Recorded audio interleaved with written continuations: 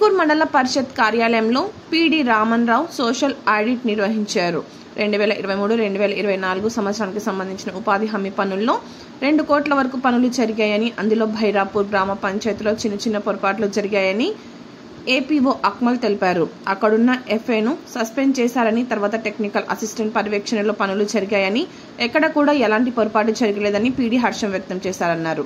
PD వివరణ కోరగా ఆయన మాట్లాడుతూ, టెక్నికల్ అసిస్టెంట్ మాస్టర్లలో కొలతలను బట్టి బిల్ చేసేటప్పుడు 4,000 రూపాయలు తప్పులు జరిగినట్టు తెలిపారు. కొన్ని పత్రికల్లో వచ్చినటువంటి వార్తలు అవాస్తవమని అన్నారు. కొన్ని పేర్లు వచ్చినాయి, ఓ ఆడిట్ బృందానికి వాళ్ళ దృష్టికి వచ్చింది, అవి తీసుకుని వచ్చారు వాళ్ళు. అంటే గతంలోనే సస్పెండ్ చేశారు కదా ఎఫ్ఏకు. గతంలో సస్పెండ్ అంటే ఆయన ప్రవర్తన బాగాలేదని గ్రామస్తులు కంప్లైంట్ ఇచ్చారు, ఫిర్యాదు చేయడంతో దాని మీద వాళ్ళని అన్ని సస్పెండ్ చేయడం జరిగింది. ఈ పని జరిగింది 2023-24 ఆర్థిక సంవత్సరం, అంటే ఆయన విధుల్లో ఉన్నప్పుడు సంగతి అది. అప్పుడుది ఇప్పుడు ఆడిట్ జరిగింది. అప్పట్లో వాళ్ళ భార్యనే స్వయంగా చెప్పిందంట, మా ఫీల్డ్ అసిస్టెంట్ మా భర్తనే కాబట్టి నా పేరు మీద రాసిండు అని సామాజిక తనిఖీ బృందం చెప్పిందంట.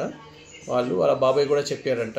వాళ్ళన్నీ నిన్న తీసుకొచ్చారు. భైరాపూర్ గ్రామంలో ఇట్లా వాళ్ళ కుటుంబ సభ్యుల పేరు మీద తీసుకుంటున్నట్టు, స్నేహితుల పేరు మీద తీసుకున్నట్టు కొన్ని ఫిర్యాదులు వచ్చినాయి.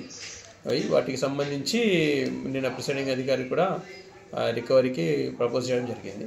ఇంకా మిగతా గ్రామాల్లో అలాంటి అంటే ఇక్కడ ఇప్పుడు ఈ భైరాపూర్ ఒక గ్రామ పంచాయతీ కాకుండా మన 12 గ్రామ పంచాయతీలు ఉన్నాయి కదా వీర్కూర్ మండలం, దాంట్లో ఎఫ్ఏలు ఎంతమంది ఉన్నారు?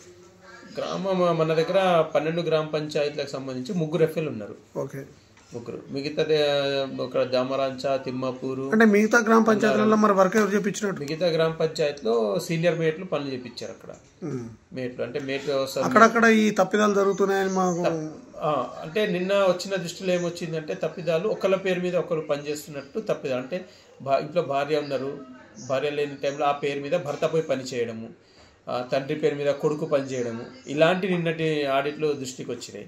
అంటే పని చేయని వారి పేరు మీద డబ్బులు వచ్చినట్టు ఒక్కటి కూడా మిగతా గ్రామాలు ఎక్కడ కూడా మనకు దృష్టికి రాలేదు.